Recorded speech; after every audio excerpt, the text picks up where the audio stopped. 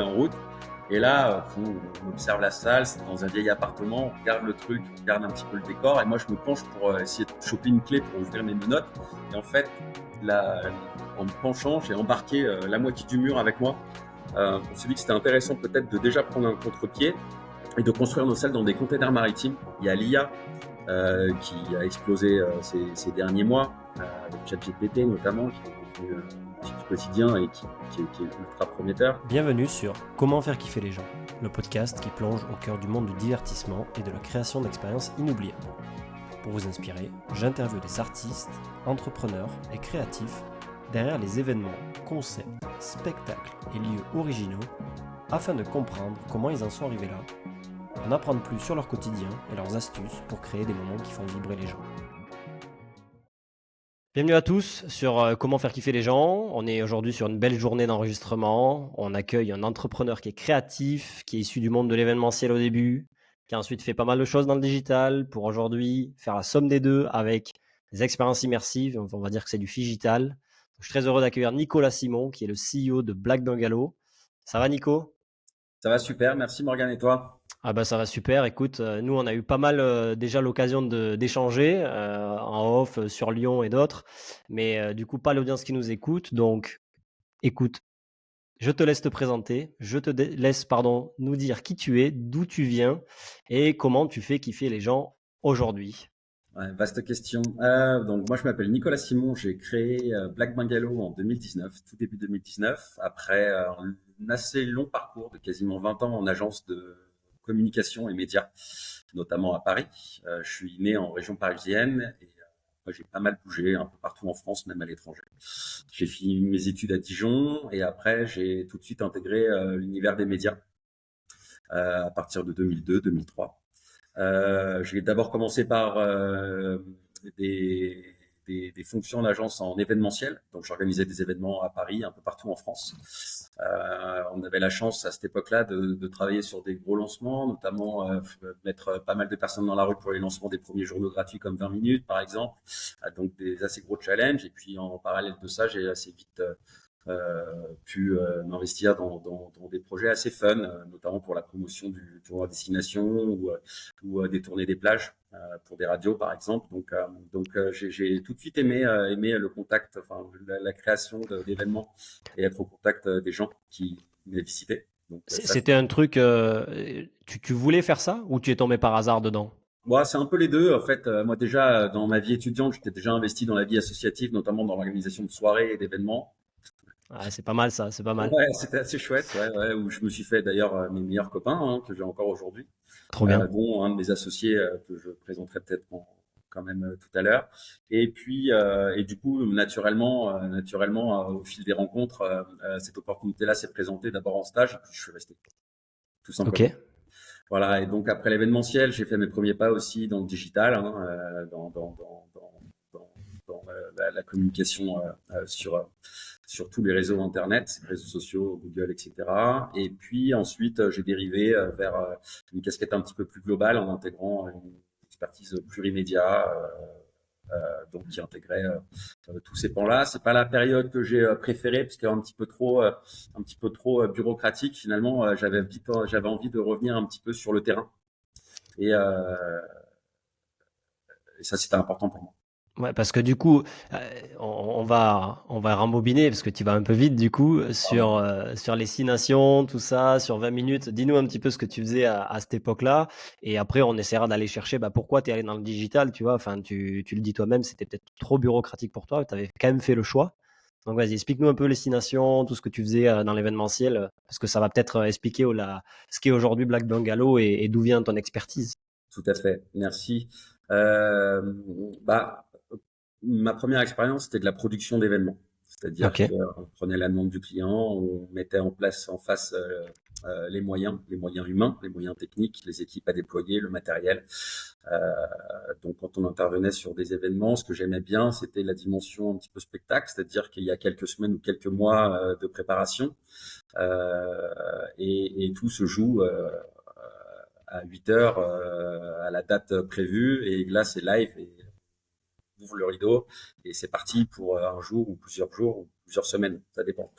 Et voilà, donc ça génère tout de suite un petit peu d'adrénaline, ça génère des problèmes qu'il faut régler à l'instant T, ça génère des problèmes humains aussi, mais aussi beaucoup de joie, beaucoup de plaisir, et surtout un succès, un sentiment de succès partagé avec les personnes qui sont partie prenante au projet.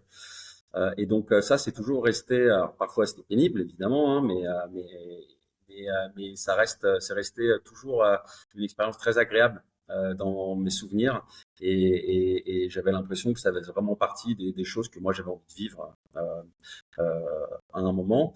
L'évolution que j'ai eue ensuite dans le digital ou dans le plurimédia, après en agence, c'était un petit peu l'évolution normale en fait qu'on avait quand on commence en stage dans une structure. Ensuite, la volonté, c'est d'évoluer, gagner un plus gros salaire, peut-être aller dans une meilleure agence, avoir des plus gros clients. Enfin, bon, on ne sait pas vraiment après quoi on court à ce moment-là, je pense.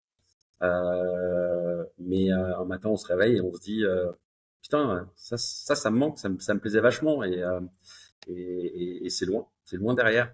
Et du coup, ça commence à faire mûrir quelques questions. OK.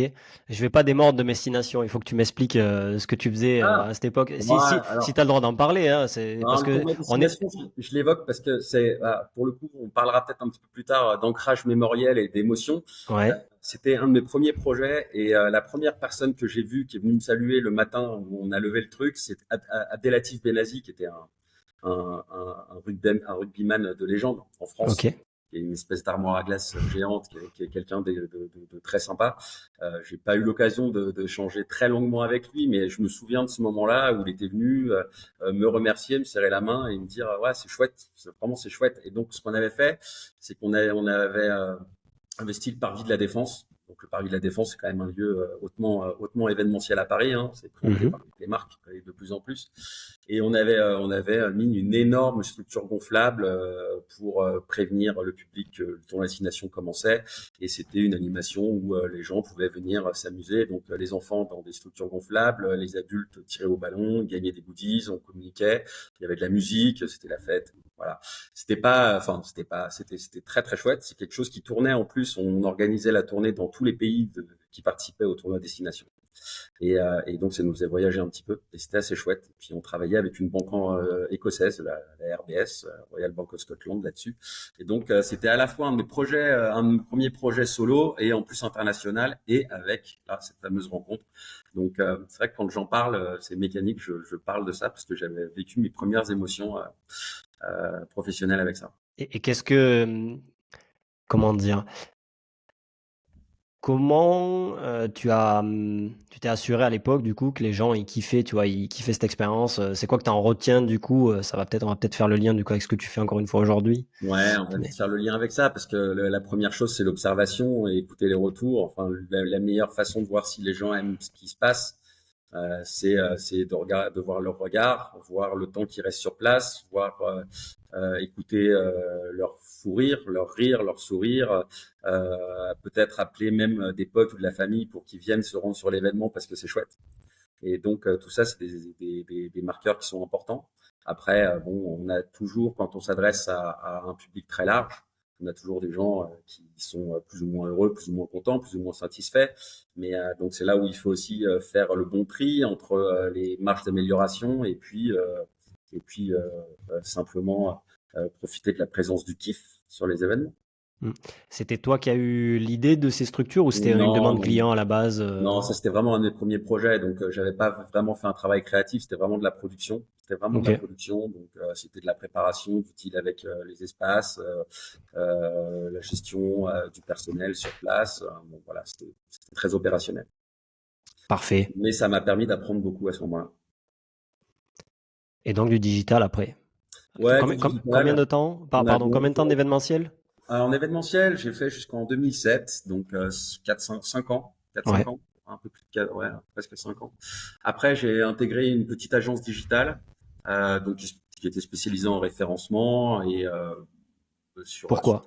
les moteurs de recherche. Bah, encore une fois, Juste le salaire ou tu voulais voir hein? autre chose, t'en avais marre de l'événementiel et de Ouais, je voulais rester en agence, je voulais continuer à parler à mes clients, mais avec et puis de toute façon, enfin en 2006-2007 quand même, le digital c'était quand même, enfin ça avait déjà commencé à prendre il y a un petit moment, mais là c'était vraiment l'explosion. Et voilà, je voulais me prévoir, m'assurer ma carrière quoi en agence et puis prendre les compétences là où je pouvais les prendre et puis essayer de me projeter dans un parcours plus long en agence et avoir ces cordes là à mon arc, c'était ça qui était important. OK et donc Ouais. tu étais chargé de clientèle, c'est Ouais, ça? c'est ça. J'avais une mission commerciale. Je développais les projets. Enfin, je développais pas du code, hein, mais je gérais un portefeuille de clients pour lesquels ensuite l'agence travaillait. Et, voilà. Donc, c'était beaucoup de reporting, pas mal de rendez-vous, pas mal d'analytiques, de tableurs Excel, etc. Ce qui est très chouette, hein, mais bon, voilà. Et ensuite, j'ai fait ça. Bah, j'ai fait ça pendant presque 3 ans. Et après, j'ai intégré plutôt des cellules multimédia, enfin plurimédia, comme on dit en agence. Donc, Mmh. avec de la télé, c'était construire des stratégies de communication médias, euh, euh, télé, radio, affichage digital, événementiel. Donc, ça, c'était assez intéressant aussi, puisque ça permettait d'étendre encore une fois le spectre. C'est ce que je recherchais, tu vois. En fait, finalement, le fil conducteur, c'est de voir, d'aller chercher un spectre toujours un petit peu plus large, essayer d'acquérir des compétences un petit peu Mmh. plus larges, et puis pouvoir proposer le parcours le plus adéquat au public qu'on vise. Là, c'était dans la OK. pub, et maintenant, ce qu'on fait, c'est plutôt dans l'amusement. Du coup, comment tu as fait cette transition-là? Donc tu as fait combien de temps du coup dans le digital pub? Ça fait une douzaine d'années du coup si tu me dis qu'en 2007 tu arrêté, le Événementiel. l'événementiel? Oui. Et donc quelle a été l'étincelle, tu vois, le truc qui a fait passer, ton profil de se dire: «Tiens, je bosse, dans, une grosse boîte de pub et tout ça» à, «Je vais monter ce que je fais aujourd'hui». Je vais pas spoiler les gens, mais du coup, je te laisse, expliquer un peu ce que tu fais et d'où c'est venu, quoi, du coup? Bon, il y a plein de choses qui se sont passées à ce moment-là. Il y avait la crise de la quarantaine, peut-être, déjà, qui se préparait. Mes enfants, si, j'ai eu 2 enfants. On se posait un petit peu des questions. Enfin, moi, en tout cas, je me posais des questions sur ma vie, comment me projeter. Si tu veux, j'étais loin d'avoir fait le tour en agence, hein, parce que après, tu peux Mmh. attendre et cravacher pour devenir directeur d'agence ou associé ou enfin créer ta propre agence, etc. C'est un peu infini. Mais moi, j'avais vraiment envie d'un truc. C'était parce que j'avais commencé à m'intéresser aux loisirs immersifs à l'époque, bah, déjà à partir de 2000, ouais, 2013, 2015. Enfin, bon, c'est arrivé après encore les escape games. Ouais, plutôt Qu'est-ce que tu appelles immersif? Ouais, pour ta définition pour que Eh l'audience, ben, on soit sur la même longueur d'onde. ouais, t'as raison. C'est important de le mentionner. En fait, moi, mes premiers amours, c'était le jeu vidéo et les jeux Mmh. vidéo narratifs, déjà. Et pour moi, il proposait déjà une forme d'immersion. OK. J'ai été loin du Pac-Man. Les jeux dans lesquels il y a une narration, c'est quelque chose qui m'a tout de suite plu et sur lesquels j'avais du mal à décrocher. Il a commencé aussi à y avoir en agence la grande mode, enfin le grand mouvement de ce qu'on appelle le brand content. Donc ça veut dire prendre un produit ou une marque et rajouter une histoire autour de cette marque. Très jolie histoire la plupart du temps, hein. Il y a ça, enfin, les plus gros succès publicitaires aujourd'hui sont ceux qui ont l'histoire la plus parlante, celle qui va générer de l'émotion et qui va donc favoriser un engagement avec elle. Cette tendance-là, elle m'a beaucoup plu et rapidement, il y a eu en plus de ça des nouveaux jeux, des nouveaux loisirs qui sont sortis avec les escape games. Donc les premiers escape games, c'était une succession d'énigmes. Il fallait ouvrir des cadenas, ouvrir des portes. Et voilà. Mais j'ai commencé à creuser un petit peu ces pistes-là. Et puis en fait, ceux qui m'ont le plus plu, c'est aussi ceux sur lesquels il y avait les histoires soit les plus drôles, les plus effrayantes. En tout cas, celles qui déjà tout de suite, au moment où le gars t'explique ce que tu vas faire pendant l'heure qui va suivre, euh, voilà, tu as retenu le nom du personnage, tu sais où t'es, tu sais ce que tu vas devoir faire, tu connais le contexte. Et donc, pour moi, toutes les conditions sont faites sont idéales pour que, ok, go, ouvre-moi la porte et puis c'est parti, on y va. En tout cas, ça me faisait kiffer. Et puis, je n'étais pas le seul, hein, parce que c'était bien exposé. Ouais, pardon. Tu veux une anecdote? J'étais réfractaire aux escape games jusqu'à 2-3 ans, si certains de mes proches écoutent ce pod, dans le sens où j'avais peur d'échouer, tu vois. J'aime bien la gagne et la performance, et du coup, je me suis dit, si j'y arrive pas, c'est la honte, tu vois. Et en fait, après, j'en ai fait, et j'ai kiffé, c'était une révélation limite, tu vois. Donc, Ouais, mais c'est hyper, je te comprends. ouais, c'est hyper intéressant ce que tu dis parce que tu vois, tu identifiais les escape games comme un jeu à une compétition. Il fallait que tu sois le meilleur, en tout cas au moins que tu sois bon, que tu sois pas le dernier. Ouais. Et c'est drôle parce que je trouve que finalement l'escape game, enfin, c'est pas la seule chose, mais c'était un de nos points de départ de nos sociétés. Ça vient changer ça. On change le prisme en fait. Tu viens juste participer à une aventure. Tu viens juste avec ton Mm. groupe d'amis. La plupart des gens réussissent pas, mais ce qu'on te garantit, c'est, enfin, ce que les gens, les escape games essaient de garantir, c'est le kiff que tu vas passer de la première minute à celle où tu vas sortir. Donc, en gros, 1 heure, la plupart du temps. Et il n'y a pas de compétition parce que tu t'en fous, parce qu'au final, que tu le fasses en 58 minutes, en 57 ou en 1h02, s'en fout. Ce que tu vas te rappeler, voilà, c'est ce que tu as vu dans la salle et le mécanisme que tu n'avais pas pu imaginer avant. Et moi, si tu veux une autre anecdote, et c'est intéressant parce que ça va faire peut-être le lien avec pourquoi j'ai lancé cette société-là, parce que un des premiers escape games que j'ai fait à Lyon, après avoir débarqué de Paris, Ouais. C'était quand, en 2018-19 que tu es venu à non, Lyon, c'était ou on est après? arrivé avant parce que je continue Avant. mon agence encore à cette époque-là. C'était en 2016, 2015, fin ouais, mi-2015, fin Ok. 2015, on est arrivé à Paris. Et à ce moment-là, j'avais déjà fait des escape games ailleurs. C'était le début. Et j'arrive à Lyon. Je dis à mes potes ici, je dis, les gars, faut que je vous emmène. On va faire un escape game. Je trouve un truc pour le soir même parce que j'étais vraiment pressé. Évidemment, c'était le truc qui était dispo. Alors, je dirais pas le nom parce qu'en plus, je m'en souviendrai même pas, mais c'était dans le centre de Lyon. Et on arrive, on est 5. Il y a ma femme, qui est son premier escape game aussi avec nous. On était avec des potes, avec des couples. Et là, on arrive et le scénario, c'était Saw, je crois. C'était un truc Ouais. autour, enfin, dans l'ambiance de Saw. Et on commence menotter au mur, sur des murs en placo, quoi. Donc, le gars, il nous donne un talkie-walkie. Il dit, c'est bon, allez-y, ça démarre. Attends, c'est bon, go. Le chrono est en route. Et là, on observe la salle, c'est dans un vieil appartement, on regarde le truc, on regarde un petit peu le décor, et moi je me penche pour essayer de choper une clé pour ouvrir mes menottes. Et en fait, là, en me penchant, j'ai embarqué la moitié du mur avec moi. Tout le décor s'est pété la gueule. La chute, j'ai arraché du mur. Tout le monde, enfin, les potes, ils ont dit, attends, c'est normal, c'est pas normal. Tout le monde était, et ça faisait 3 minutes qu'on avait commencé à jouer, quoi. Oh Et après putain. ça, donc, le gars, il me dit, non, c'est pas normal. Ok, d'accord, retirez vos menottes. Donc, déjà, on était sortis de l'histoire. Et puis après, ça allait de mal en pis, quoi, à tel point que on a quasiment même pas payé la partie, je crois, de mémoire, parce que le gars s'est excusé platement du truc. Et donc, en fait, en sortant de cette expérience-là, bon, moi, la plupart de mes potes, c'était leur première escape game. Ils me disent, ouais, c'était quand même pas terrible, hein. Enfin, on s'est pas trop marré, hein, c'est dommage. Et moi, je ruminais, je me dis, mais quand le truc est tellement génial, il y a des mecs qui sortent des trucs comme ça, je dis, c'est pas possible, moi, je peux faire mieux. Ouais. Je peux faire mieux. Enfin, ouais. En fait, cet échec total m'a conforté dans l'idée que j'avais un truc à faire et qu'il fallait que juste j'ouvre la porte et que je m'enfonce dedans. Et du coup, c'est à ce moment-là que j'ai pris la décision de le faire et le projet a mis 1 an et demi à se monter après. Ok. Et donc, c'est quoi ce projet? Explique-nous un peu. Bah alors la genèse de Black Bungalow, alors, Black Bungalow, c'est très large parce que aujourd'hui on travaille beaucoup avec le B2B, mais le point de départ et la raison pour laquelle ça s'appelle Black Bungalow, c'est qu'on a créé des salles après pas mal d'études sur possibilités d'exploitation, notamment dans les centres-villes. Des salles d'escape game. Ouais, Ouais. on est en train de parler d'escape game. On s'est dit avec la personne qui est devenue par la suite mon associé, en tout cas qui a largement participé au financement du projet, je le remercie.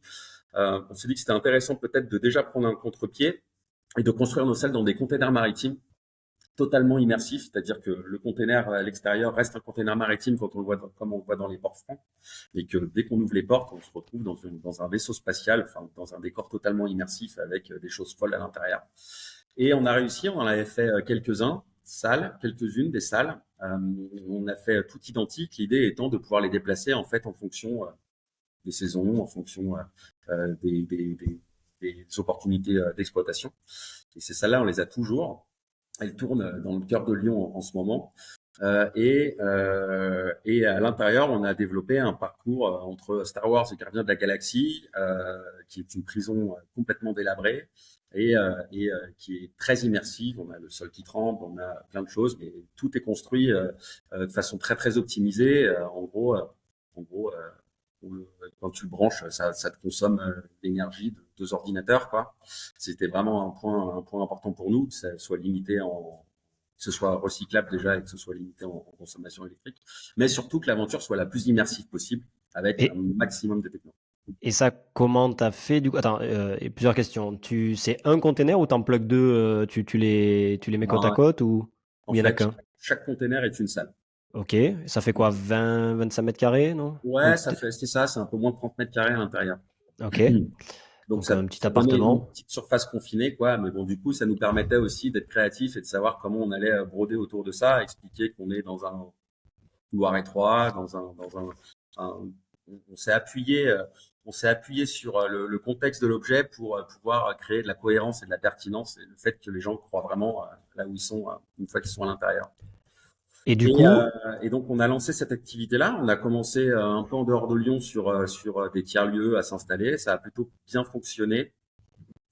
Euh, et, euh, et, euh, et quelques mois après, l'activité s'est totalement arrêtée parce qu'il y a eu le confinement. ok, ouais. Si on revient pré-confinement, du coup pré-Covid, cette idée, elle germe dans ta tête parce que peut-être qu'avant tu te dis que tu vas créer des salles physiques comme il se faisait déjà, mais du coup tu vas sur le container au final. Comment tu montes ça? Enfin, c'est quoi les aléas potentiellement? Et quel est le processus créatif? Donc il y a deux parties à ma question, la partie entrepreneuriale, business et la partie créative de dire bah comment tu crées cette expérience, peut-être dans un environnement qui n'est pas fait pour à la base, pour que ça soit autant intéressant, tu vois, qu'une salle qui existe déjà, qui a peut-être plusieurs salles en une, tu vois. Donc explique-moi un petit peu d'où c'est venu et comment tu l'as créé. Nous, on a pris le problème avec euh, l'approche d'abord du business plan. Ouais. Une salle d'escape game, si on veut qu'elle soit ultra quali, ça va coûter cher. Et potentiellement, il va falloir la changer tous les 2 3 ans, enfin en tout cas faire des réparations, louer un local, se verrouiller sur un fonds de commerce ou sur un droit au bail. Donc c'était des frais significatifs quand même, en plus de la construction de la salle, où qu'elle soit. Euh, et puis, euh, on s'était dit que ce qui serait intéressant, c'est de pouvoir proposer quelque chose déjà qui est nomade ou itinérant, en tout cas qui fait le plus grand nombre. Une fois qu'on est passé dans telle ville, pouvoir proposer ce service dans une autre ville avec la même qualité et exactement la même expérience sur les 3, 4, 5 années qui allaient suivre la création de cette offre-là. Et en fait, en cherchant un petit peu, on a vu qu'il y avait déjà des projets d'escape game qui avaient pris vie dans des containers maritimes. On trouvait que l'idée était assez chouette parce que du coup, c'est fait pour être transporté, c'est solide, c'est durable. Les containers, tu les trouves finalement, ça coûte pas si cher parce que la plupart sont recyclables, sont recyclables. C'est combien pour un ordre d'idée? Ici à Lyon, si tu prends un dernier voyage, un container de 12 mètres 50, 40 pieds, c'est aux alentours de 4000 balles, un truc comme ça, quoi. Tu Ouais, vois. ça va, c'est pas Après, un il est vide, hein, investissement énorme. Ouais. après, il faut tout faire dedans. Il faut tout faire. Mais en tout cas, c'est pour ça qu'il y a des gens qui construisent leur maison avec aujourd'hui, hein, ou leur bureau, hein, mais voilà. T'as la carcasse et le truc part sur un camion et c'est fait pour ça. Et voilà, ça se pose et ça se dépose partout. Et on trouvait que l'idée était plutôt maligne. Et c'est le cas parce qu'ils tiennent toujours, ils sont nickel. C'est extrêmement bien isolé. Et, euh, et voilà. Après, il faut prendre en compte évidemment le transport en fonction de la distance. Ça, c'était une donnée qu'on a vite appris aussi, parce que selon les transporteurs avec lesquels tu travailles ou les zones sur lesquelles tu veux poser, c'est pas forcément pratique. Quoi qu'il en soit, l'idée, elle a germé comme ça, donc plutôt une idée business à l'origine. Et ensuite, on est allé voir des gens dont le métier, c'est de créer des décors et des mécanismes d'escape game, parce que c'était pas du tout mon métier, hein, comme tu peux l'imaginer. Je viens d'agence média, même si je suis créatif, voilà, j'avais ni le temps ni les compétences pour pouvoir faire ça tout seul, malgré le fait qu'à cette époque-là, déjà, il y avait plein de gens qui faisaient ça en totale autonomie. On voulait aller assez vite. Donc, on a travaillé avec une boîte qui était basée à Saint-Étienne et qui nous ont super aidés et qui ont été brillants pour nous accompagner. Ils nous ont fait confiance sur On peut l'histoire. les citer? Ouais, alors, en fait, je vais pas les citer Tu parce veux que pas te les faire voler? non, mais en fait, malheureusement, ils ont coulé il y a 2 ans Ah et mince. aujourd'hui, c'est plus les mêmes personnes. D'accord. Et ce que j'avais aimé, c'est pas leur boîte, c'est les personnes avec lesquelles j'avais travaillé. Et aujourd'hui, ils sont dans une autre boîte qui est toujours à Saint-Étienne. Et ce sont des gens brillants. Ils Et on peut sont, les citer du coup ou pas? ouais, on peut les citer si tu veux. On peut les citer. C'est Cryptex. Ok. Et eux, ils ont des salles d'escape game qui sont partout au Canada, à Bordeaux euh, et, et à Lyon notamment aussi. Donc en fait, c'est aussi des profils qui nous ont encouragés et qui nous ont confortés dans ce qu'on voulait faire. Alors, et on a réussi avec eux à déverrouiller tous les freins qu'on avait identifiés à l'origine, la casse pendant les transports, etc. Et donc tout ça, ça nous a obligés à être très créatifs et puis à avoir un produit fini qui est vraiment nickel. Et après, tu l'as vendu à qui? Aux collectivités, aux boîtes, Ouais, à des alors promoteurs d'événements qui voulaient plugger ça, du coup. Alors c'est là où le confinement intervient, parce qu'au moment où on commençait à choper des contrats pour des locations aux collectivités ou aux boîtes, eh ben, il y a eu le confinement, donc tout s'est arrêté. C'est-à-dire que l'événementiel et les rencontres humaines ont stoppé littéralement.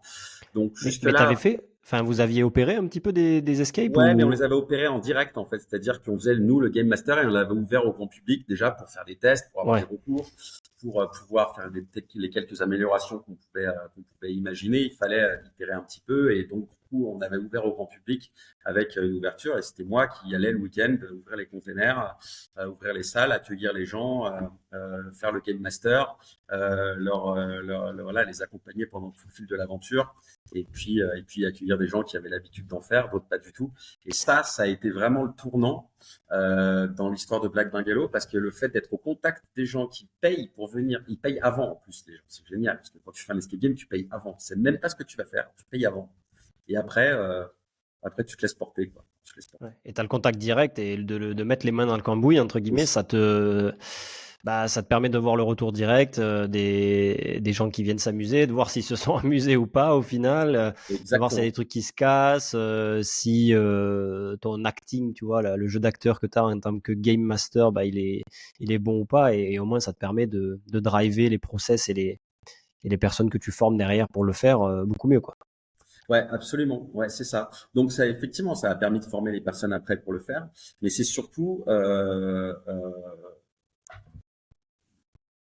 je- les premiers mois d'exploitation, quand tu ouvres la porte, quand les gens ont fini l'aventure et qu'ils sortent avec un sourire comme ça, ou un truc qui te disent, putain, la vache, c'était vraiment génial, quoi. C'est dingue, enfin, tu vois, on veut continuer. Et là, déjà, évidemment, ça te fait plaisir. C'est hyper gratifiant.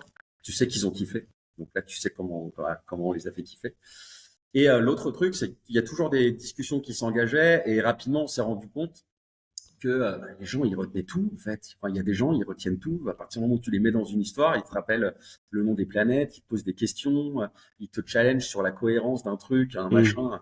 Donc les noms de certains personnages, de certains objets, de certaines planètes. Enfin, ils sortaient de là au bout d'une heure et juste j'étais halluciné parce que en fait ils étaient vraiment rentrés dans l'histoire et ils avaient retenu des éléments complètement inattendus. En tout cas, pour le coup. Et du coup, toi, comment tu l'expliques justement ce sourire? Parce que c'était votre métier, Ouais, entre guillemets, de susciter ce sourire. C'est un peu de quoi le podcast parle. ouais. Et comment tu l'expliques? C'était les détails, justement, la cohérence de l'histoire. Sur quoi vous avez mis en fait le point d'honneur ou les points d'honneur pour que ça se passe, tu vois ça?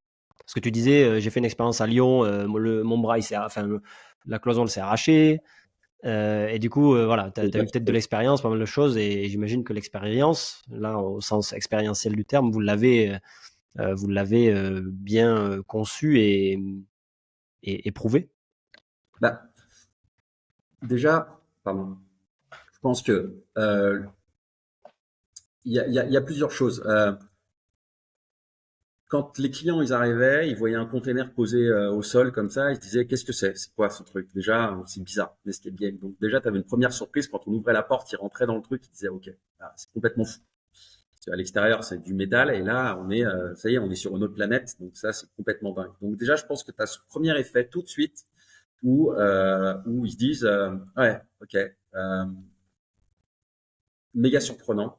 Donc allons-y. Et je pense que ça mettait dans des dispositions positives pour s'ouvrir à l'immersion ensuite. Alors il y a des gens que ça faisait ultra peur, hein. J'ai eu, allez, j'en ai pas eu beaucoup, mais il y en a eu trois au moins. Ils rentrent dans Claustro, le truc, ouais, grave. Ils disent, non, non, non, non, ok, c'est bon, j'ai compris. Moi, est-ce je qu'il n'y a sais. pas de fenêtre? Ah, Il n'y a pas de fenêtre. non, il y a pas de fenêtre, il y a pas d'horloge, t'as aucune ouverture, c'est rien du tout. Donc, il y en a eu trois sur les 4 années où ils ont dit, non, non, en fait, c'est bon, moi, je vais les attendre dehors, bye bye, fermez la porte. Ciao.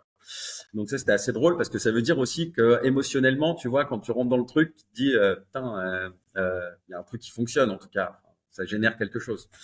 Donc déjà, il y avait ce premier élément, l'immersion, le décor.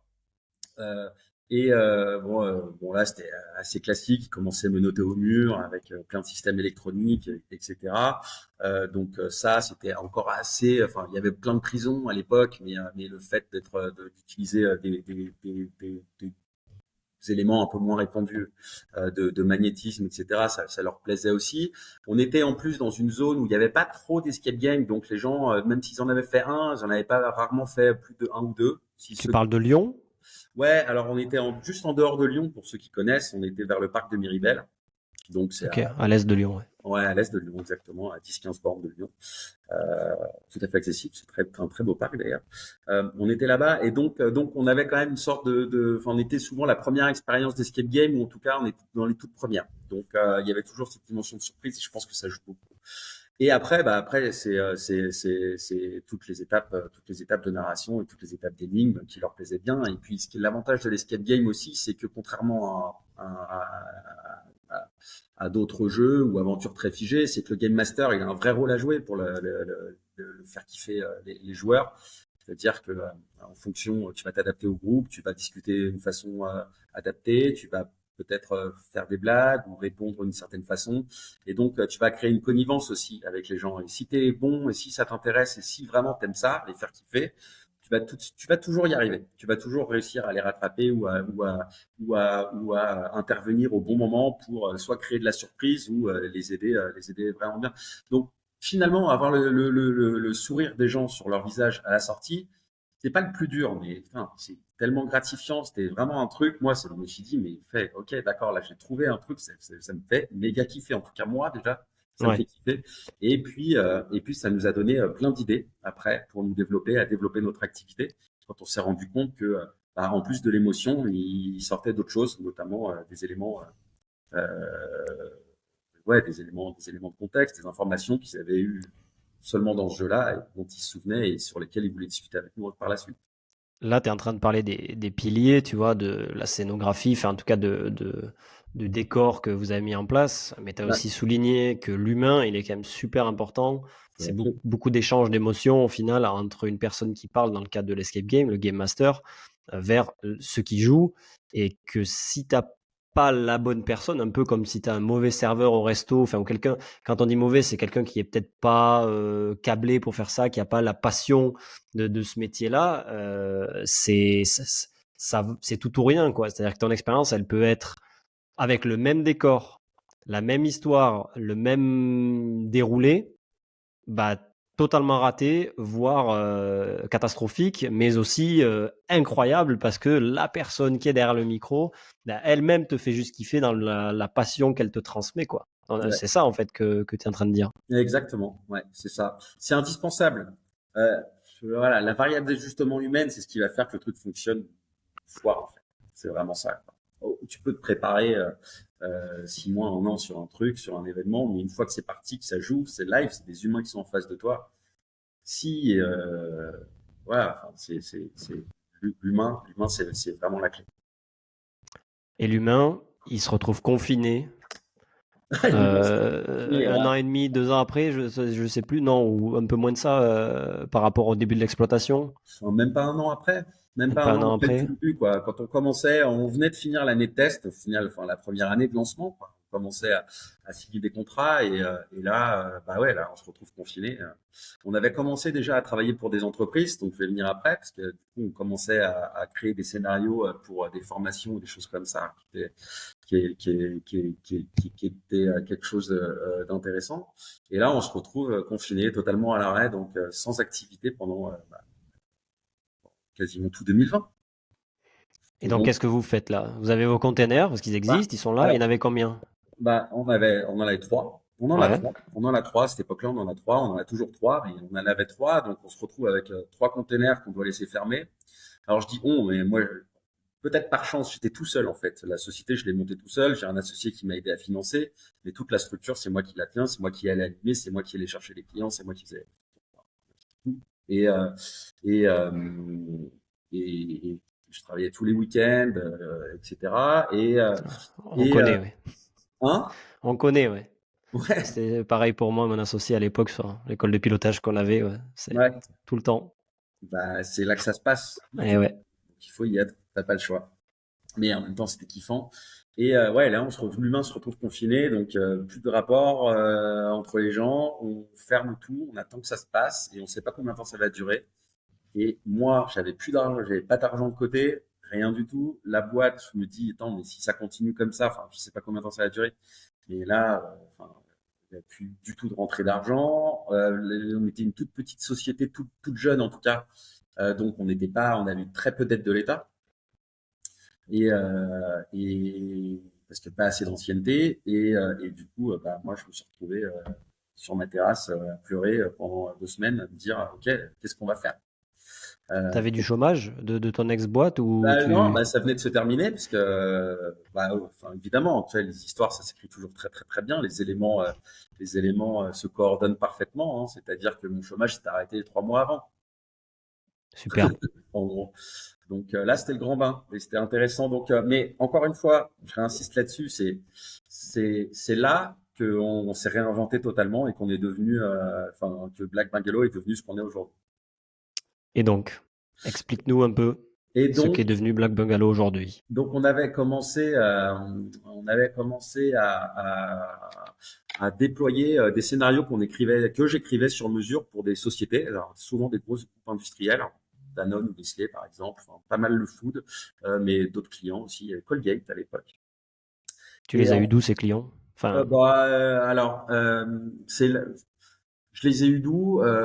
Bah, du réseau, de l'opportunité aussi. J'étais dans des bonnes discussions à un moment parce que je travaillais dans un coworking où il y avait une multitude de profils différents, dont des gens qui travaillaient dans la formation et un pote qui est toujours présent dans ce coworking d'ailleurs, qui s'interrogeait parce qu'il a sa cliente qui voulait savoir comment on pouvait faire un escape game pour son onboarding pour 300 participants lors de l'événement annuel. Et du coup, il savait pas lui répondre. C'est le truc qui s'est fait à la machine à café, quoi. Et en discutant, il me dit, mais attends, mais ok, je te mets en contact. Et ça, c'était le point de départ. Et après, ça a permis d'amorcer une pompe, de présenter des cas. Et puis, on est allé travailler auprès d'autres comptes, quoi.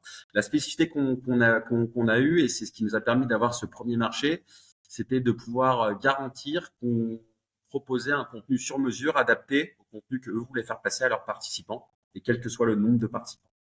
Donc là, on était sur 400 personnes qui voulaient faire passer des messages,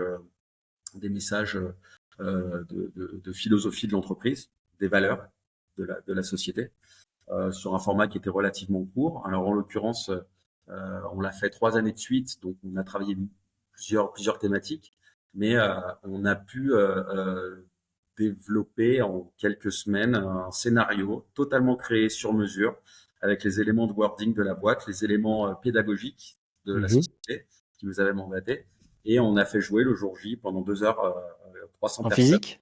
Ouais, en physique. C'était du coup entre les Oui, confinements. c'était avant le Ah, Covid. ah, juste avant. Ouais, c'était avant le Covid. Et avant le Covid, on en avait fait deux, trois comme ça. Ça commençait à prendre aussi. Et je trouvais ça intéressant. Et du coup, moi, c'était marrant parce que ça me permettait de faire le lien entre mon activité d'événementiel, qui était mes premiers amours, et là maintenant avec cette activité dans les loisirs, euh, et de pouvoir répondre à ces enjeux-là pour les sociétés. Donc, Moi, ce ouais, qui m'intéresse là, tu vois, c'est tu passes des containers ouais, à du coup faire des escape games, des scénarios personnalisés pour les boîtes, pour des onboarding, pour différentes choses. Donc tu fais mm, kiffer des gens différemment. C'est peut-être pas le même process créatif, t'as pas les mêmes contraintes dans le sens où le container, c'est ton projet, tu peux le chiader un peu, quoi. Tu peux le perfectionner, tu vois, en termes d'expérience, tu as du temps, tu montes tout un décor et tout ça. Alors que sur les boîtes, c'est, comme tu dis, voilà, des scénarios avec, j'imagine, des objets. Enfin, il y a quand même pas mal de petites choses que tu peux mettre en œuvre pour faire jouer les gens, mais tu es peut-être justement sur quelque chose de moins. C'est pas dans un même lieu, quoi. C'est fait pour être déployé dans une salle ou quelque chose comme ça. Et ça amène, j'imagine, d'autres contraintes en termes créatifs et justement pour que les niveaux de kiff, entre guillemets, soient toujours bons, quoi. ouais, ouais. Et bah, t'as raison. Effectivement, c'est très différent. Mais tout à l'heure, j'évoquais pourquoi on allait là-dessus. Parce que j'évoquais le fait que quand les gens jouaient à notre container, quand ils sortaient, ils avaient des questions sur les personnages, sur les planètes, sur l'univers, Mhm. sur des éléments de contexte qu'on leur avait présentés au cours du jeu, sans vouloir le faire en détail, hein, mais c'était simplement une narration. Et donc, on s'est rendu compte qu'il y avait peut-être et c'est pas nouveau aujourd'hui, les escape games dans l'information, il y en a des milliards, tout le monde le fait, hein, j'ai l'impression. Donc, mais le fait différemment. Mais du coup, on s'est dit que on saurait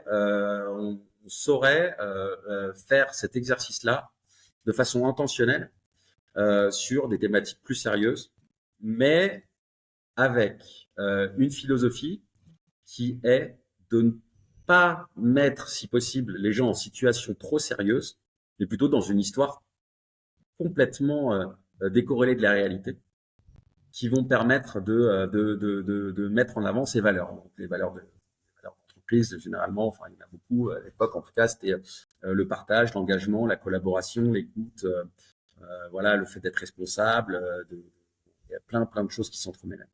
Et donc, notre signature à cette époque-là, et ça l'est toujours un petit peu, c'est de savoir comment on peut ramener une histoire totalement fictive avec une approche narrative très très forte, une histoire assez profonde, mais que les gens doivent comprendre en quelques minutes et créer une dimension d'urgence pour qu'ensuite ils aillent mener une enquête ou en tout cas se plonger dans cette histoire, devenir acteurs en fait du contenu qu'on veut leur proposer et d'aller et de s'appuyer pardon sur nous on s'appuyait sur toutes les mécaniques d'escape game des lignes classiques qu'on ramenait sur place. Donc, on ramenait effectivement du matériel, on ramenait, si c'était possible, on ramenait des éléments de décor, si c'était possible. Il y avait beaucoup de contenu vidéo, photo, beaucoup de supports médias. On était très low-tech à ce moment-là, avant le Covid. Et puis, du coup, on proposait énormément de manipulation et du travail en équipe. Donc, on construisait nos scénarios pour que des équipes de 5, 6, 7 personnes travaillent obligatoirement en collaboration les uns avec les autres. Et donc, ça, c'est ce qui permettait aussi, c'est ce qui plaisait beaucoup aux clients. Et c'est surtout des éléments qui en ressortaient après étude, parce qu'à l'époque, on faisait toujours des retours sur nos événements, des retours d'expérience des participants. Ce qui ressortait aussi beaucoup de ces retours, c'est que voilà, il y a personne qui était laissé de côté. Chacun devait être décisif à un moment dans le jeu, et donc on favorisait l'engagement comme ça. Et le jeu durait 1 heure, et les gens jouaient vraiment pendant 1 heure. Personne n'était laissé de côté. Et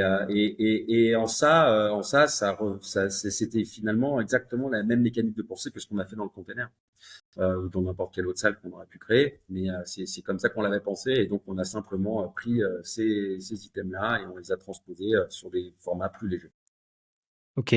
Et ensuite, tu avances. Il y a le Covid qui continue, Mm. mais ta boîte existe toujours. Elle se Ouais. développe, il y a des choses qui se passent. Ouais. Tu étais low-tech, maintenant il y a peut-être un peu plus de tech, Bah, non? voilà, bah, forcément, il y a déjà Internet, Forcément. hein. On a tous fait les apéros. Ça nous est kiffé, ça. Les apéros, les visio-apéros, quoi.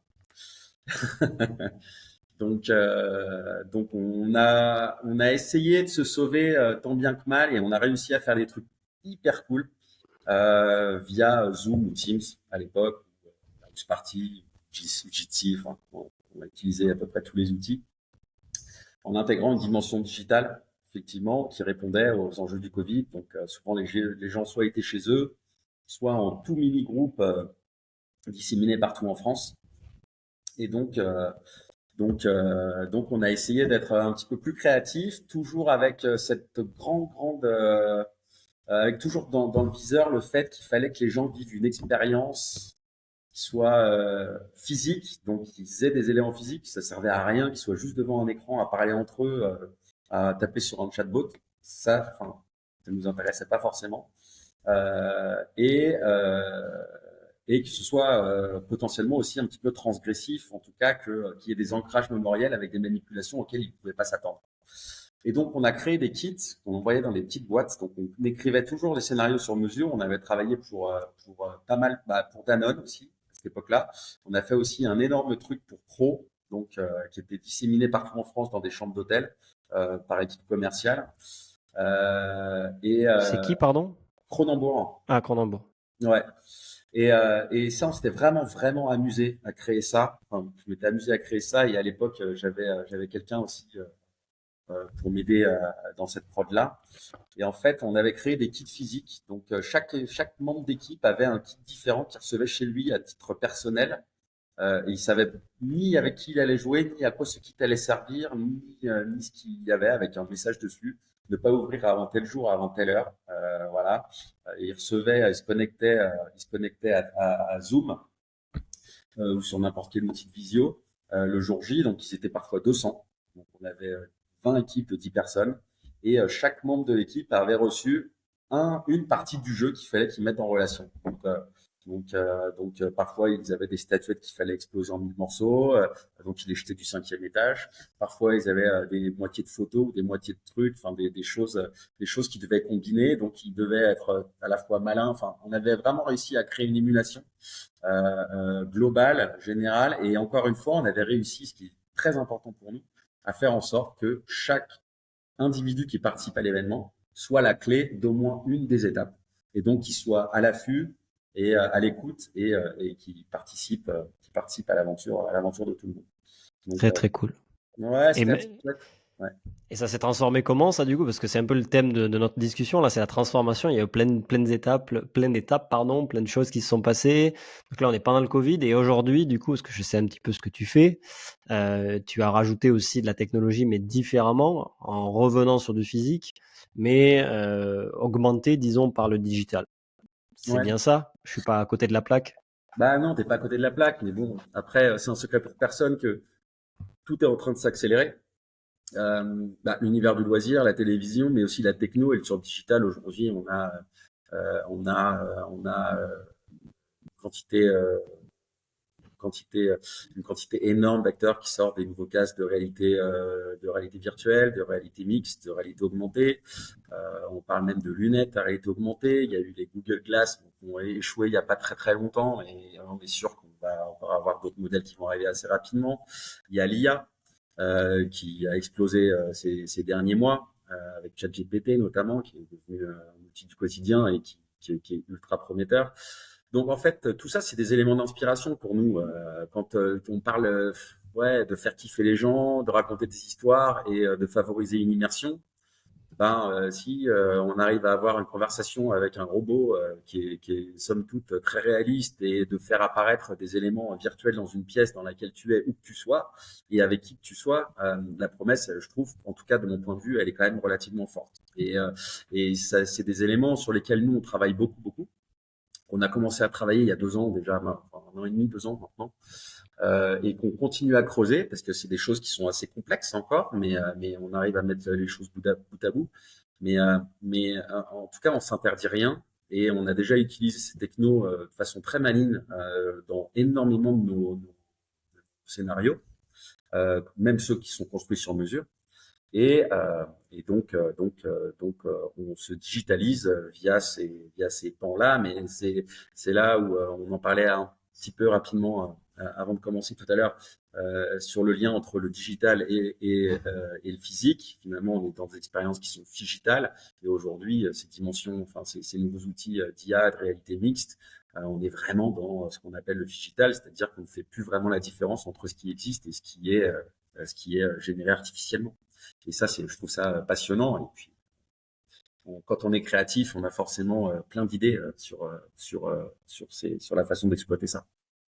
En fait, le digital peut, voilà, c'est pas améliorer, mais enfin si, améliorer l'expérience physique vécue, quoi. Dans le sens où ça t'ajoute quelque chose qui te permet, tu en as parlé tout à l'heure, de générer des émotions qui peuvent être plus fortes et à la fin, c'est ça qu'on cherche, quoi. C'est que quand tu fais le genre de métier, si je ne m'abuse, hein, c'est ton genre de métier, pardon, c'est que tu veux laisser du souvenir dans la tête des gens. C'est aussi le but du podcast, de parler de ça.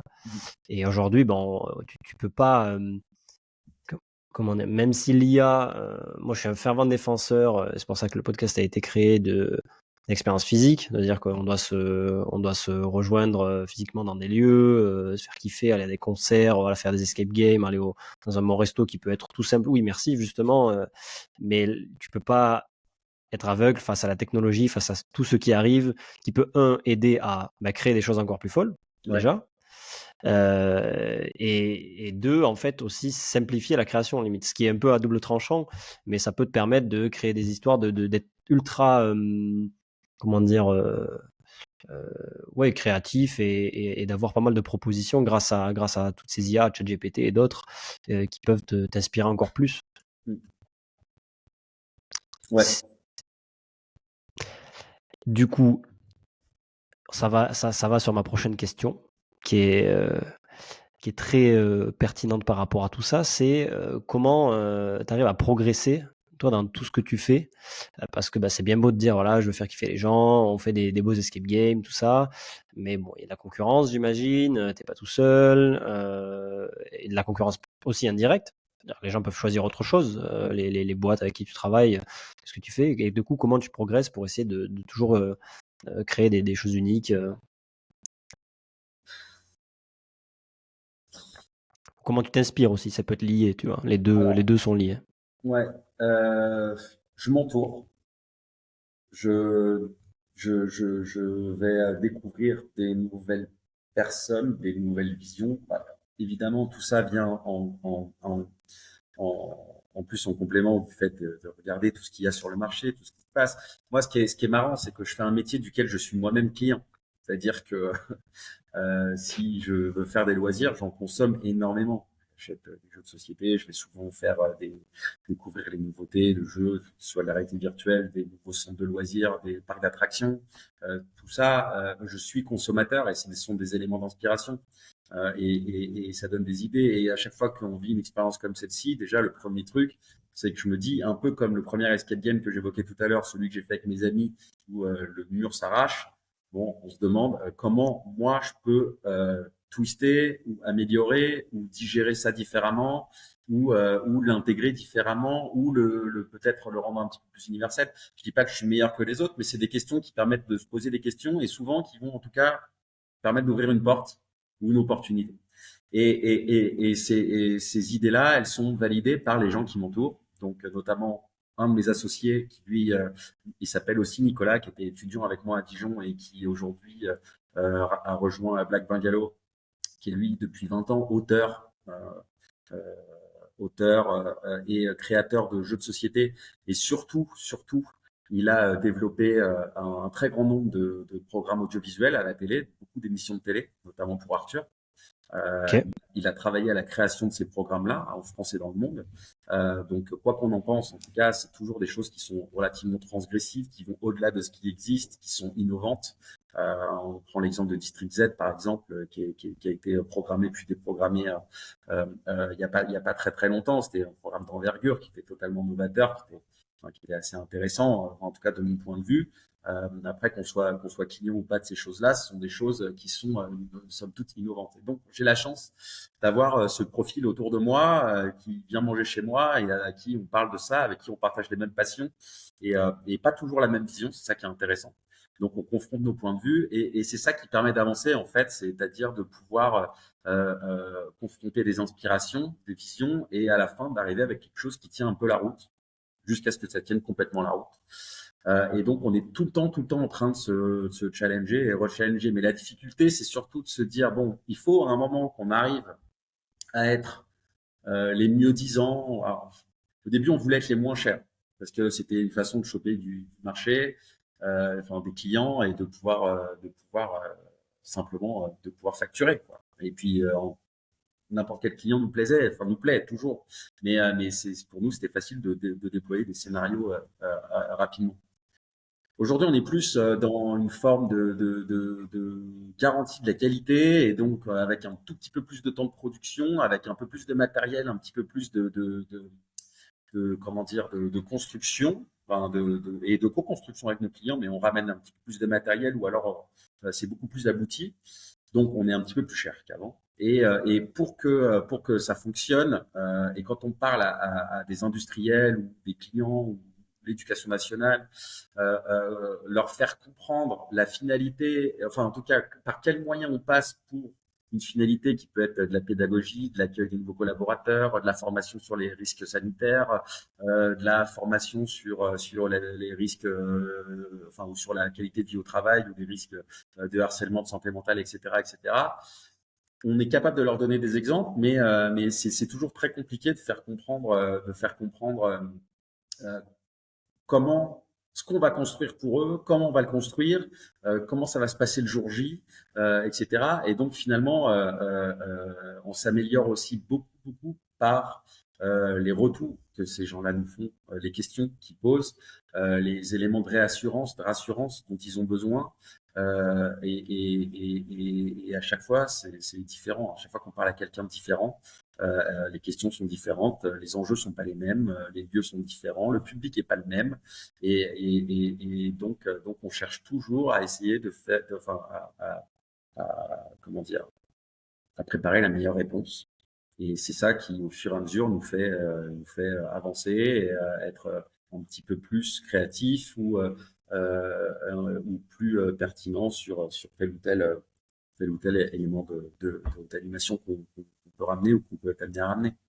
Yes. Et sur le process, du coup, de création, rapidement, là, tu as parlé d'un auteur, tu Ouais. as d'autres personnes autour de toi, j'imagine. Ça prend combien de temps de développer un projet pour un client actuellement? Et du coup, quelles sont un peu les étapes? J'imagine que, comme tu dis, il y a des choses à fabriquer, tu as des fournisseurs, et ça t'a mis du temps un peu à trouver peut-être aussi la bonne vitesse de croisière. Bah, ouais, c'est ça. Il faut un petit peu de temps parce qu'il faut trouver les bons partenaires et les gens avec qui tu crées de la confiance aussi et avec qui tu apprends à travailler idéalement vite et bien. Euh, Dans l'équipe Black Bungalow, donc il y a moi, il y a Nico, que j'ai évoqué juste avant, qui vient de la télé du jeu de société. Il y a Clémence aussi qui nous a rejoint, qui est game designer, qui elle intervient aussi en tant que game master, qui fabrique les qui co-construit avec nous tous les scénarios, qui en construit quelques-uns en autonomie aussi, donc qu'on forme, et qui vient de la même école que nous en plus, c'est assez drôle, et qui vient aussi d'un diplôme culturel. Et donc on est trois pour le moment, enfin on est trois, maintenant on est trois en noyau dur, mais on travaille avec un écosystème tellement large et tellement de compétences différentes. Là, sur les derniers projets qu'on a mis en place, euh, après, je réponds à ta question sur les délais, parce que les délais sont très variables, mais on a fait intégrer du mapping, de la réalité augmentée, de la construction de maquettes, parfois des éléments presque en grandeur nature, beaucoup d'impressions, des impressions très spécifiques pour qu'elles soient le plus réalistes possible. On a travaillé avec des personnes qui construisent des structures volumiques en carton. C'est très très large. On travaille évidemment beaucoup avec des illustrateurs, des graphistes qui sont tous externalisés et des gens qui bossent aussi sur la vidéo. Donc en fait, Black Bungalow, c'est 3 personnes, mais c'est aussi tout un écosystème autour avec lesquels on se partage des idées. Et ce que j'aime bien là-dedans, c'est que comme on travaille pas tous les jours ensemble et que tout le monde travaille sur plein de projets différents, bah, au moment où on s'assoit autour d'une table pour discuter d'un projet, bah, chacun rapporte un petit peu des idées de ce qu'ils ont pu choper à droite, à gauche. Et donc, ça fait une belle recette, plein de choses. Et une fois que ça refroidit, généralement, on trouve des pistes super chouettes.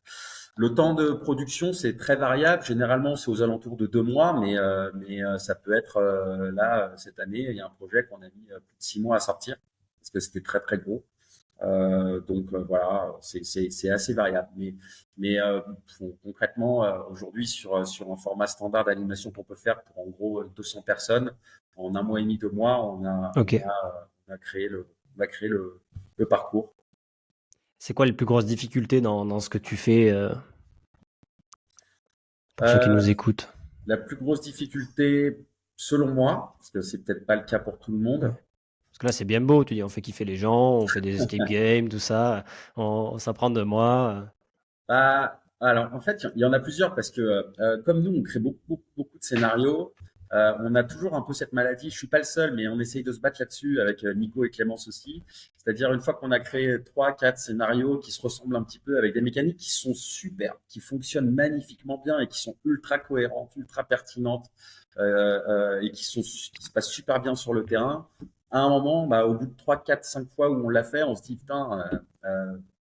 On n'a pas un peu fait le tour là, ce truc-là. Peut-être qu'on peut l'améliorer ou innover ou changer le truc. Voilà, en fait, on kiffe tellement ce qu'on fait que à partir du moment où on sent un petit peu d'ennui de notre part, on va se challenger là où on devrait peut-être pas le faire. Donc, là-dessus, on se calme un petit peu parce que cette mécanique-là, elle peut durer encore sur plein d'autres animations et elle a toute sa place parce qu'elle fonctionne parfaitement bien et que les retours sont magnifiques.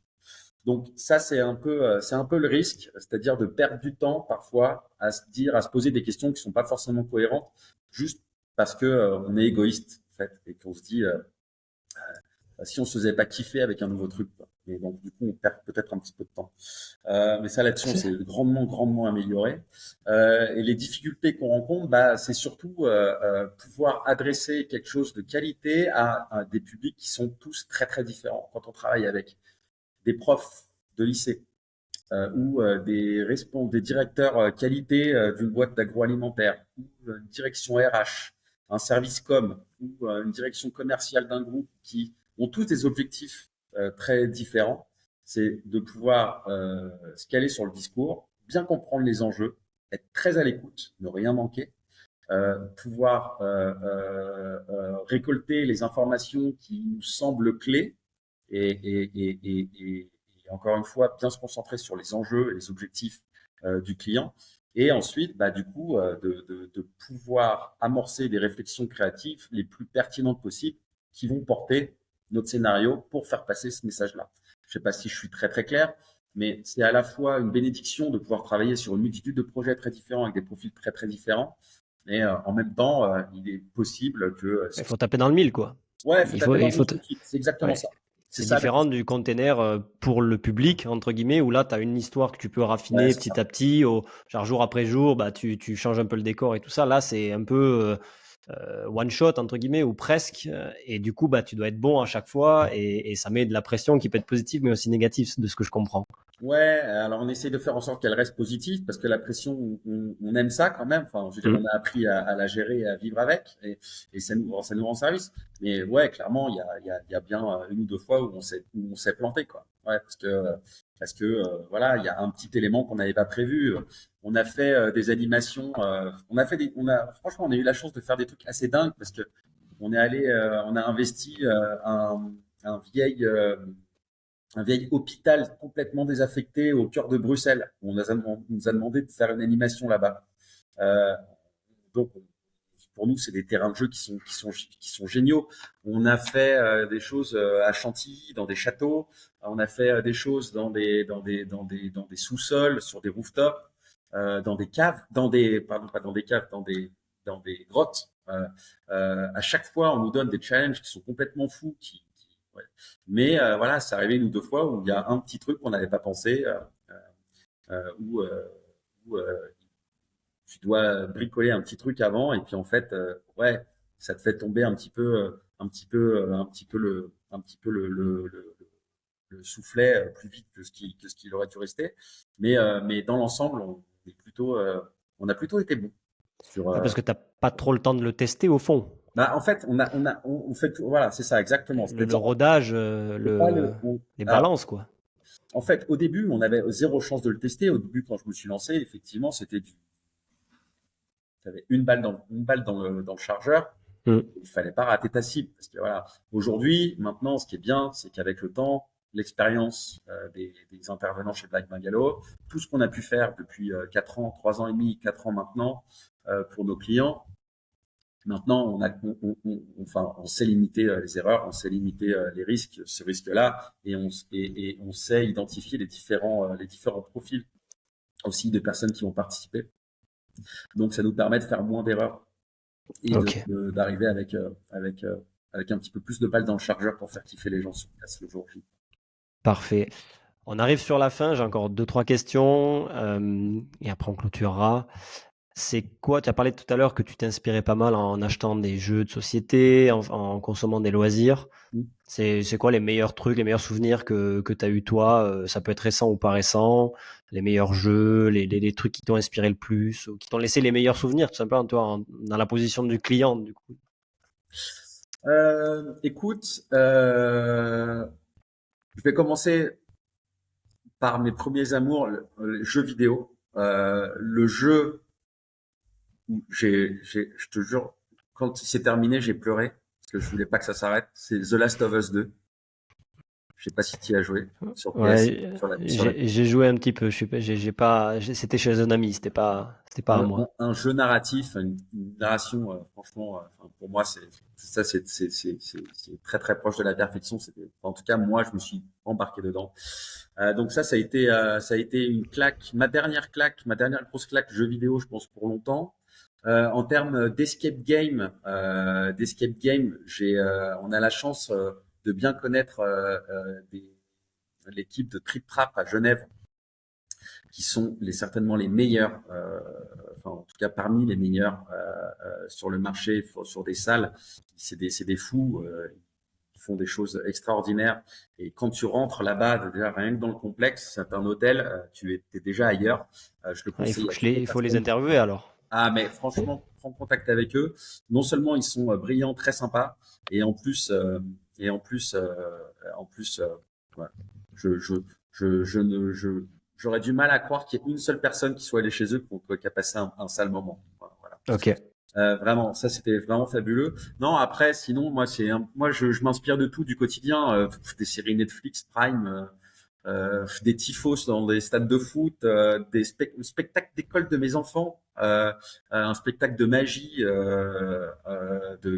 t'es 15 dans la salle, dans une petite salle. Enfin, il y a toujours des choses où je vais me raccrocher toujours à ce qui m'a mis la petite lueur dans les yeux, et il y en a toujours. Voilà, donc j'ai pas de mal à kiffer, à kiffer. À kiffer et puis à m'ouvrir à découvrir des nouveaux jeux. Je pense que c'est aussi un choix qui fait. Hein. Quand tu te lèves le matin, si tu te mets dans le bon mindset, tu sais que tu vas passer une bonne journée, quoi qu'il arrive, C'est vrai. quasiment. On va finir. Merci pour tes, enfin, c'est pas des astuces, mais tes inspirations du moment ou du passé. Comment tu vois le futur? C'est quoi les projets pour Black Bungalow, tout ça? Enfin, on va pas en parler, mais tu m'as parlé qu'il y a un gros truc pour 2000 personnes qui arrivait là. Mm. Voilà, j'ai pas le droit d'en dire plus. Tu m'as dit qu'il y avait peut-être des projets autour du grand public. Voilà, c'est quoi qui arrive demain, dans les prochaines années? Voilà, on a pas Ou mal de tes rêves choses. aussi. Hein? Ou tes Excuse-moi, rêves. j'ai Ou pas tes entendu. rêves, pardon. Ah, mes rêves, excuse-moi. J'ai parlé en même temps. Mes rêves, c'est qu'on continue comme ça déjà, parce qu'on a une année qui a été riche en émotions, des bonnes, des mauvaises, mais surtout pas mal de succès. Donc on continue comme ça, qu'on continue sur cette belle lancée pour au moins pour l'année prochaine et l'année qui suit. On a amorcé, enfin on a eu tellement de contacts cette année de gens qui ont vécu nos expériences de près ou de loin et qui nous ont demandé de réfléchir à aller travailler avec eux. Des choses assez ahurissantes parfois, des choses auxquelles on s'attendait pas ou sur lesquelles on n'aurait pas pensé aller. Donc, bah, euh, je saurais pas répondre à cette question, mon rêve, parce que on est déjà un peu en train de le vivre, ça fonctionne, on vit de notre passion, donc ça c'est déjà extraordinaire.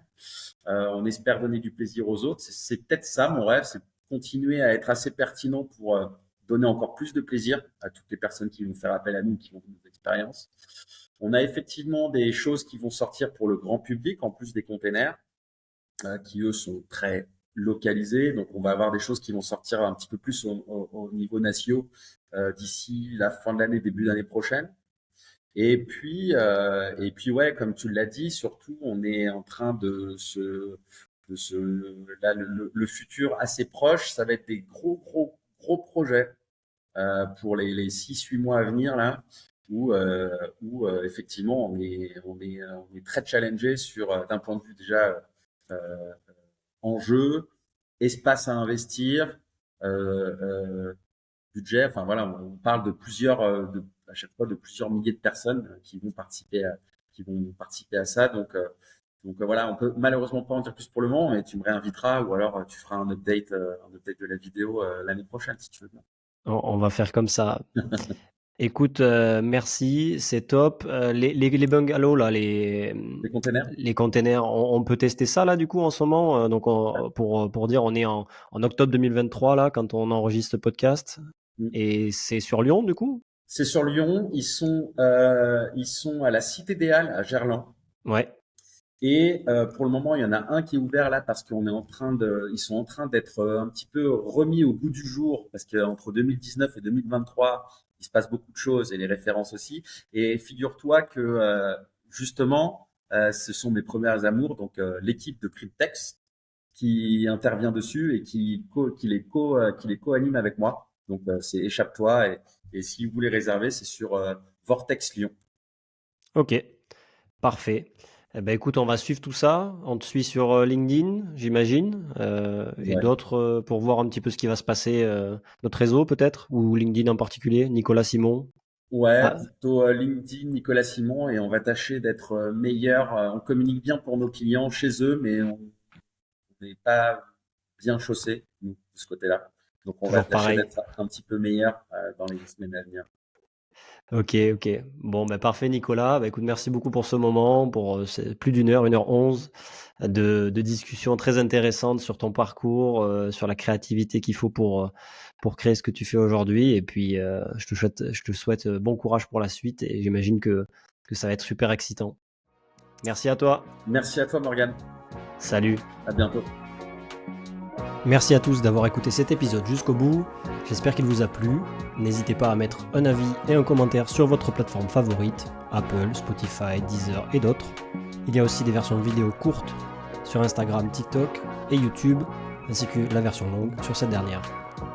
Je suis disponible si vous voulez me contacter à l'adresse email hello@cfklg.com. Merci beaucoup et à très vite.